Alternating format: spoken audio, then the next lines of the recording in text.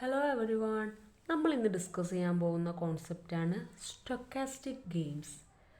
എന്താണ് stochastic games, എന്താണ് അതിൻ്റെ പ്രത്യേകത, എങ്ങനെയാണ് അത് വർക്ക് ചെയ്യുന്നത്, എന്തൊക്കെയാണ് ചാലഞ്ചസ്, എവിടെയൊക്കെയാണ് അത് യൂസ് ചെയ്യുന്നത് എന്നുള്ള ഡീറ്റെയിൽസും കാര്യങ്ങളൊക്കെയാണ് ഇന്നത്തെ വീഡിയോയിൽ നമ്മൾ എക്സ്പ്ലെയിൻ ചെയ്യുന്നത്. ആദ്യം തന്നെ ഈ സ്റ്റൊക്കാസ്റ്റിക് ഗെയിം എന്ന് പറഞ്ഞു കഴിഞ്ഞാൽ എന്താണ് എന്ന് നമുക്കറിയണം. ആർട്ടിഫിഷ്യൽ ഇൻ്റലിജൻസിനകത്ത് മൾട്ടി ഏജൻസ് ഉണ്ടാവുന്ന കേസുകളുണ്ടാവും. അപ്പോൾ നമ്മളിപ്പോൾ ഒരു റോബോട്ട് എടുത്തു കഴിഞ്ഞാലും അതിൽ ചിലപ്പോൾ ഒരു സിംഗിൾ ഏജൻറ്റ് ആയിരിക്കണം എന്നില്ല. ഇപ്പോൾ നമ്മൾ വീക്ക് ആർട്ടിഫിഷ്യൽ ഇൻ്റലിജൻസിലേക്കല്ല, കുറച്ചുകൂടെ സ്ട്രോങ് ആർട്ടിഫിഷ്യൽ ഇൻ്റലിജൻസിലേക്കോ ജനറൽ ആർട്ടിഫിഷ്യൽ ഇൻ്റലിജൻസിലേക്കൊക്കെ നോക്കുമ്പോൾ അതിനകത്ത് ചിലപ്പോൾ മൾട്ടി ഏജൻസ് ഒക്കെ ഉണ്ടാവുന്ന കേസുകളുണ്ട്. എപ്പോഴേ അത് ഏറ്റവും ബെസ്റ്റ് ആയിട്ട് പെർഫോം ചെയ്യുള്ളൂ. അപ്പോൾ അത്തരം കേസുകളിൽ, അതായത് മൾട്ടി ഏജൻറ്റ് ഡിസിഷൻ മേക്കിംഗ് വരുമ്പോൾ അതിന് ഏറ്റവും ബെസ്റ്റായിട്ട് കോർഡിനേറ്റ് ചെയ്ത് കൊണ്ടുവരാൻ യൂസ് ചെയ്യുന്ന ഒരു ഫ്രെയിം വർക്കാണ് ഈ സ്റ്റൊക്കാസ്റ്റിക് ഗെയിംസ് എന്ന് പറയുന്നത്. അപ്പോൾ ഇങ്ങനത്തെ ഒരു മൾട്ടി ഏജൻറ്റ് ഡിസിഷൻ മേക്കിംഗ് വരുന്ന ഒരു കേസ് ഉണ്ടാവുന്നത് എങ്ങനെയാണെന്ന് അറിയോ? ഇപ്പോൾ ഒരു റോബോട്ട് അല്ലെങ്കിൽ ഒരു AI എടുത്തു കഴിഞ്ഞാൽ അതിൻ്റെ എൻവിറോൺമെൻറ്റിൽ ഡൈനാമിക്കായിട്ടോ അൺസേർട്ടൈനായിട്ടോ, അപ്പോൾ നമ്മൾ പ്രതീക്ഷിക്കാതെ എന്തെങ്കിലും മാറ്റങ്ങൾ സംഭവിക്കാം. ഇപ്പോൾ കുറേ ആളുകളുടെ ഒരു ഗെയിമാണ് നമ്മൾ ചെയ്യുന്നതെങ്കിൽ നമുക്കറിയില്ല അടുത്ത ആൾ എന്താ ചെയ്യുക എന്നുള്ളത്. ഓപ്പണൻ്റായിട്ട് ഒരാളുള്ളെങ്കിൽ നമുക്ക് ചിലപ്പോൾ തീരുമാനം എടുക്കും, അയാൾ ഇന്നത് ചെയ്യും പ്ലാൻ ചെയ്യുക. പക്ഷേ ഒരുപാട് ഓപ്പണൻസൊക്കെ ഉള്ള ടൈപ്പിലുള്ള ഗെയിമുകളൊക്കെ ആകുമ്പോൾ നമുക്ക് ഓരോ ആളുകളെ അനലൈസ് ചെയ്യാൻ കഴിയില്ല. അപ്പോൾ അൺസർട്ടൈൻ ആയിരിക്കും ചിലപ്പോൾ അതിൻ്റെ റിസൾട്ട് നമുക്ക് കിട്ടുക. അങ്ങനത്തെ കേസിലൊക്കെ എങ്ങനെ ഇത് കോർഡിനേറ്റ് ചെയ്ത് കൊണ്ടുപോകാം, എങ്ങനെ ഇത് ഡിസിഷൻ മേക്കിംഗ് ചെയ്യാം എന്നൊക്കെ തീരുമാനിക്കുന്നത് സ്റ്റൊക്കാസ്റ്റിക് ഗെയിംസ് യൂസ് ചെയ്തിട്ടാണ്. ഇത് സിംഗിൾ ഏജൻറ്റ് ഡിസിഷൻ മേക്കിങ്ങിനെയും അതുപോലെ തന്നെ മൾട്ടി ഏജൻറ്റ് സ്റ്റാറ്റിക് എൻവിറോൺമെൻറ്റിനെയൊക്കെ ജനറലൈസ് ചെയ്തുകൊണ്ട്, അതിന് പറയുന്നൊരു പേരുണ്ട് മർക്കോവ് ഡിസിഷൻ പ്രോസസ്, റിപ്പീറ്റഡ് ഗെയിംസ് എന്നൊക്കെ കുറേ പേരുകളുണ്ട്. അതിനൊക്കെ ജനറലൈസ് ചെയ്യാൻ വേണ്ടി യൂസ് ചെയ്യുന്ന ഒരു ഫ്രെയിം വർക്കും കൂടിയാണ് സ്റ്റൊക്കാസ്റ്റിക് ഗെയിംസ്. അപ്പോൾ എന്താണെന്ന് മനസ്സിലായോ? സ്റ്റൊക്കാസ്റ്റിക് ഗെയിം എന്ന് പറയുമ്പോൾ മൾട്ടി ഏജൻറ്റ് ഡിസിഷൻ മേക്കിങ്ങിന് യൂസ് ചെയ്യുന്ന ഒരു ഫ്രെയിം വർക്കാണ്. ഇനി എന്തുകൊണ്ട് സ്റ്റൊക്കാസ്റ്റിക് ഗെയിംസ്, പ്രത്യേകിച്ച് നമ്മുടെ ആർട്ടിഫിഷ്യൽ ഇൻ്റലിജൻസിനകത്ത് എന്തിനാണ് നമ്മൾ ഈ ഒരു സ്റ്റൊക്കാസ്റ്റിക് ഗെയിംസ് കൊണ്ടുവരുന്നതെന്ന് നമുക്ക് നോക്കാം. ഒന്നാമത്തെ കാര്യം മൾട്ടിപ്പിൾ ഏജൻസ് ആണ്. ഇപ്പോൾ ഒരു സെൽഫ് ഡ്രൈവിംഗ് കാർസോ ഗെയിം ബോട്ടോ റോബോട്ടൊക്കെ എടുത്തു കഴിഞ്ഞാൽ അതിനകത്തൊക്കെ ഒരു ഏജൻറ്റ് ആയിരിക്കില്ല ഉണ്ടാവുക. നമ്മൾ പറഞ്ഞു വീക്ക് ആർട്ടിഫിഷ്യൽ ഇൻ്റലിജൻസ് ആകുമ്പോഴേ ഒരു ഏജൻറ്റ് ഉണ്ടാവുള്ളൂ. അല്ലാത്ത കേസിലൊക്കെ പലപ്പോഴും മൾട്ടിപ്പിൾ ഏജൻറ്റ്സ് ഉണ്ടായിരിക്കും. അപ്പോൾ ഒന്നാമത്തെ റീസൺ അതാണ്. പിന്നെ അൺസർട്ടിനിറ്റി ഇൻ ദ എൻവിറോൺമെൻറ്റ്. നമ്മൾ പറഞ്ഞു നമ്മുടെ ചുറ്റിലുള്ള ആ ഒരു സറൗണ്ടിങ്ങിൽ നിന്ന് ലേൺ ചെയ്തുകൊണ്ടാണ് ഈ ഡിവൈസൊക്കെ പെർഫോം ചെയ്യുക എന്നുള്ളത്. അപ്പോൾ പലപ്പോഴും അൺസർട്ടൈൻ ആയിട്ടുള്ള കാര്യങ്ങളായിരിക്കും നടക്കുക. എപ്പോഴും നമ്മൾ പ്രതീക്ഷിച്ച പോലെ പ്ലാൻ ചെയ്ത പോലെ നടക്കില്ല. അപ്പോൾ അൺസർട്ടനിറ്റി ഉള്ളത് കൊണ്ടും കൂടി നമ്മൾക്ക് ഇങ്ങനെ ഒരു ഫ്രെയിം വർക്ക് കൊണ്ടുവരേണ്ടതുണ്ട്.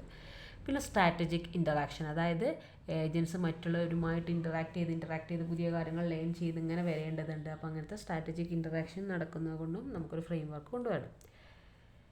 മെയിനായിട്ട് ഈ സ്റ്റൊക്കാസ്റ്റിക് ഗെയിംസ് നമ്മുടെ AI സിസ്റ്റത്തെ കൂടുതൽ ജോയിൻ്റ്ലി മോഡൽ എങ്ങനെ ചെയ്യാം, അതായത് എല്ലാവരും കോർഡിനേറ്റ് ചെയ്ത് എങ്ങനെ മോഡൽ ചെയ്യാം എന്നുള്ള ഒരു യൂസാണ് മെയിനായിട്ട് കിടക്കുന്നത്. How they are used in artificial intelligence. എങ്ങനെയാണ് ഈ സ്റ്റൊക്കാസ്റ്റിക് ഗെയിംസ് ആർട്ടിഫിഷ്യൽ ഇൻ്റലിജൻസിനകത്ത് യൂസ് ചെയ്യുന്നത് നോക്കാം. അതിനുവേണ്ടി നമ്മൾ യൂസ് ചെയ്യുന്ന ഒരു അൽഗോരിതമാണ് MARL എന്ന് പറയുന്ന അൽഗോരിതം. അതിന് multi agent reinforcement learning algorithm എന്നാണ് പറയുക. ഇതിനകത്താണ് ഒരു ഷെയർഡ് എൻവിറോൺമെൻറ്റിനകത്ത് എങ്ങനെ ഏജൻറ്റുകൾക്ക് ഇൻ്ററാക്റ്റ് ചെയ്യാം, എന്നിട്ട് ഓരോരുത്തരുടെയും ഓരോരുത്തരുടെയും ആക്ഷൻ്റെ ബേസിൽ ഡിപ്പെൻഡ് ചെയ്തുകൊണ്ട് എങ്ങനെ നല്ലൊരു ഔട്ട്കമ്മിൽ എത്തിക്കാം എന്നുള്ളതൊക്കെ ഈ ഒരു അൽഗോരിതത്തിൽ ഡീറ്റെയിൽഡ് ആയിട്ടുള്ളൊരു എക്സ്പ്ലനേഷൻ ഉണ്ട്. എക്സാമ്പിളായിട്ട് autonomous drones that navigating air space together. അതായത് ഒരു ഓട്ടോണോമസ് ആയിട്ടുള്ള ഒരു ഡ്രോൺ എടുത്തു കഴിഞ്ഞാൽ അത് എയർ സ്പേസ് ഏറ്റവും ബെസ്റ്റായിട്ട് അതിൻ്റെ മൾട്ടിപ്പിൾ ഏജൻസിനെയും കോർഡിനേറ്റ് ചെയ്തുകൊണ്ട് മുന്നോട്ട് പോകുന്നുണ്ട് സക്സസ്ഫുള്ളായിട്ട്. അതുകൊണ്ട് ഈ MARL അൽഗോരിതം സക്സസ്ഫുള്ളാണ്. പിന്നെ രണ്ടാമത് ചെയ്യുന്നത് മോഡലിംഗ് സ്ട്രാറ്റജിക് ഇൻ്ററാക്ഷനാണ്. അതായത് AI സിസ്റ്റം അതിനകത്തുള്ള ഏജൻറ്റുകളുമായിട്ടോ ചില കേസുകളിൽ ഹ്യൂമൻ ഇൻ്ററാക്ഷൻസ് ഉണ്ടാവാറുണ്ട്. അപ്പോൾ അതുമായിട്ടൊക്കെ ഇൻ്ററാക്റ്റ് ചെയ്തുകൊണ്ട് സ്റ്റൊക്കാസ്റ്റിക് ഗെയിം വെച്ചുകൊണ്ട് ലോങ് ടേം പ്ലാനിംഗ് ഒക്കെ നടത്തും. അതായത് സ്ട്രാറ്റജിക് പ്ലാനിംഗ് ഒക്കെ നടത്തിയിട്ടും സ്റ്റൊക്കാസ്റ്റിക് ഗെയിംസ് നടത്താറുണ്ട്. എക്സാമ്പിളായിട്ട് negotiation of boards, trading algorithms, അതൊക്കെ യൂസ് ചെയ്തുകൊണ്ട് ഇങ്ങനെ പ്ലാനിംഗ് ഒക്കെ നടത്താം. ഇതിൻ്റെ എക്സാമ്പിളായിട്ട് പറയുന്നത് ഒന്ന് ഇൻ പോക്കറാണ്. പോക്കറുണ്ട്, പിന്നെ സ്ട്രാറ്റജി ഗെയിംസ്, സെക്യൂരിറ്റി പട്രോൾ ഷെഡ്യൂളിങ്ങിലൊക്കെ നമുക്കിങ്ങനെയുള്ള സ്റ്റൊക്കാസ്റ്റിക് ഗെയിംസും അതുപോലെ തന്നെ ഇങ്ങനെ പ്ലാനിങ്ങുകളൊക്കെ നടത്താം.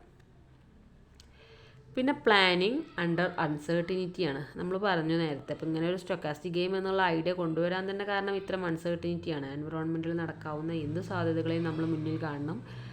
അപ്പോൾ ഒരു ഓട്ടോണമസ് സിസ്റ്റം എടുത്തു കഴിഞ്ഞാൽ അല്ലെങ്കിൽ ഒരു റോബോട്ടിക്സ് എടുത്തു കഴിഞ്ഞാൽ അതിനകത്ത് എന്തും നമുക്ക് ഫേസ് ചെയ്യേണ്ടി വരും. എൻവിറോൺമെൻറ്റൽ റാൻഡംനെസ്, മറ്റ് ഏജൻറ്റ്സ് ബിഹേവിയർ, അതൊക്കെ നമ്മൾ പ്രതീക്ഷിക്കാതെ അൺസർട്ടൻ ആയിട്ട് പലതും സംഭവിക്കാറുണ്ട്. അപ്പോൾ അങ്ങനത്തെ കേസിൽ സ്റ്റൊക്കാസ്റ്റിക് ഗെയിംസ് യൂസ് ചെയ്താണ് നമുക്ക് എന്ത് ചെയ്യും, ഒരു പ്രൊബബിലിസ്റ്റിക് പ്ലാനിങ്ങും മൾട്ടി ഏജൻറ്റ് എൻവിറോൺമെൻറ്റ് ഏറ്റവും ബെസ്റ്റ് ആയിട്ടൊക്കെ, അതായത് ഈ മൾട്ടി ഏജൻറ്റ് എൻവിറോൺമെൻറ്റിൽ ഏറ്റവും ബെസ്റ്റ് ആയിട്ടുള്ള പ്ലാനിങ് ഒക്കെ കൊണ്ടുവരാൻ കഴിയും. അതായത് ഇങ്ങനെയൊക്കെ സ്റ്റൊക്കാസ്റ്റിക് ഗെയിംസ് നമുക്ക് യൂസ് ചെയ്യാം എന്നാണ് ഇവിടെ പറയുന്നത്. ഇനി പ്രാക്ടിക്കൽ ആപ്ലിക്കേഷനാണ്. അതിന് നമുക്കൊന്നുകൂടെ നോക്കാം. How they are used in AI. എങ്ങനെയാണിത് സ്റ്റൊക്കാസ്റ്റിക് ഗെയിം ആർട്ടിഫിഷ്യൽ ഇൻ്റലിജൻസിനകത്ത് യൂസ് ചെയ്യുന്നത്? ഒന്ന് MARL അൽഗോരിതം യൂസ് ചെയ്തിട്ടാണ്, മൾട്ടി ഏജൻറ്റ് റീഇൻഫോഴ്സ്മെൻറ്റ് ലേണിംഗ്. പിന്നെ സ്ട്രാറ്റജിക് ഇൻ്ററാക്ഷൻസ് ഒക്കെ അത് മോഡൽ ചെയ്യും. പിന്നെ അൺസർട്ടനിറ്റി ഒക്കെ പ്ലാൻ ചെയ്തിട്ട് എക്സിക്യൂട്ട് ചെയ്യും. അതായത് എപ്പോഴും അതിൻ്റെ പ്രോബബിലിറ്റി, ഓരോ മൂവിലും പ്രോബബിലിറ്റി ഫേസ് ചെയ്യാൻ റെഡി ആയിക്കൊണ്ടുള്ള പ്ലാനിങ്ങുകളായിരിക്കും. ഇനി പ്രാക്ടിക്കൽ ആപ്ലിക്കേഷൻ എന്ന് പറയുമ്പോൾ വീഡിയോ ഗെയിംസിനകത്ത് നമുക്ക് സ്റ്റൊക്കാസ്റ്റിക് ഗെയിംസ് യൂസ് ചെയ്യാം.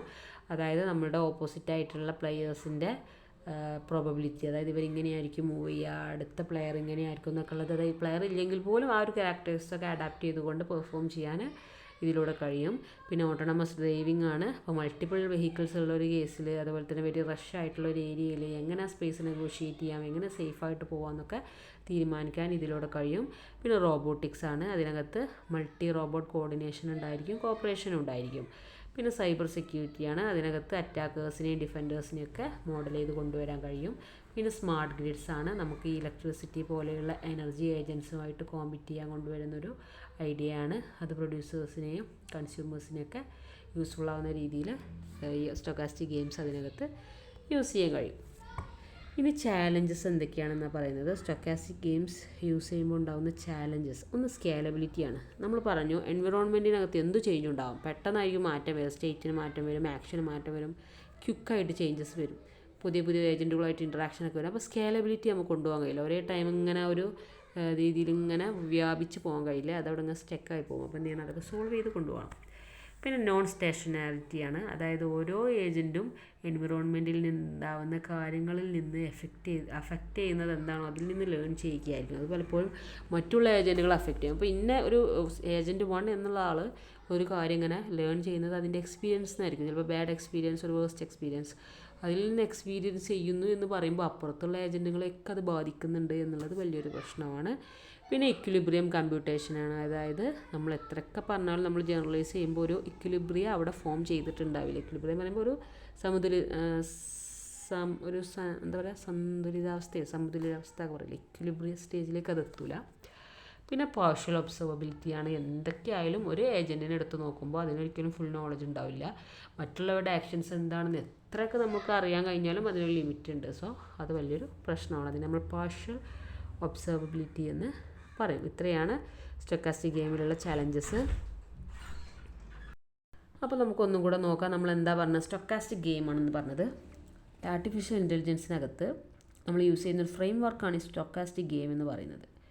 ഒരിക്കലും ഒരു ഡിവൈസ് എടുത്തു കഴിഞ്ഞാൽ ഒരു സിംഗിൾ ഏജൻറ്റ് ആവണം എന്നില്ല അതിനകത്ത് യൂസ് ചെയ്യുന്നത്. മൾട്ടി ഏജൻറ്റ്സ് നമ്മൾ യൂസ് ചെയ്യാറുണ്ട്.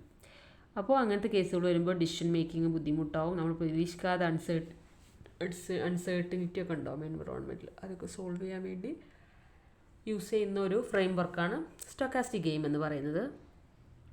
ഇത് യൂസ് ചെയ്യുന്നത് പറഞ്ഞ പോലെ മൾട്ടിപ്പിൾ ഏജൻറ്റ്സ് ഉണ്ടാകുന്നതുകൊണ്ട്, അൺസർട്ടനിറ്റിക്കുള്ള സാധ്യത ഉള്ളതുകൊണ്ട്, സ്ട്രാറ്റജിക് ഇൻ്ററാക്ഷനൊക്കെ കറക്റ്റ് ആകാൻ വേണ്ടിയിട്ട്. പിന്നെ എങ്ങനെയാണ് യൂസ് ചെയ്യുന്നത് നമ്മൾ പറഞ്ഞു, multi agent reinforcement learning algorithm ഉണ്ട്. അത് യൂസ് ചെയ്തിട്ട് പിന്നെ സ്ട്രാറ്റജിക് ഇൻ്ററാക്ഷൻസ് ഒക്കെ മോഡൽ ചെയ്യും. പിന്നെ അൺസർട്ടനിറ്റി ഒക്കെ സോൾവ് ചെയ്യാൻ പ്ലാൻ ചെയ്യും. പിന്നെ പ്രാക്ടിക്കൽ ആപ്ലിക്കേഷൻസ് എന്തൊക്കെയാണെന്ന് നമ്മൾ പറഞ്ഞു. വീഡിയോ ഗെയിംസിൽ, ഡ്രൈവിങ്ങിൽ, റോബോട്ടിക്സിൽ, സൈബർ സെക്യൂരിറ്റിയിൽ, സ്മാർട്ട് ഗ്രിഡിലൊക്കെ എങ്ങനെയാണെന്ന് നമ്മൾ പറഞ്ഞു. പിന്നെ നമ്മളുടെ ചാലഞ്ചസ് എന്തൊക്കെയാണെന്ന് നമ്മൾ ഡീറ്റെയിൽഡ് ആയിട്ട് ഡിസ്കസ് ചെയ്തു. Scalability, non stationarity, equilibrium computation, partial observability ഒക്കെ ഉണ്ട്. അപ്പോൾ ഇത്രയുള്ള കോൺസെപ്റ്റൊക്കെ എല്ലാവർക്കും ക്ലിയർ ആയിട്ടുണ്ടാവുമെന്ന് വിചാരിക്കുന്നു. Okay, thank U.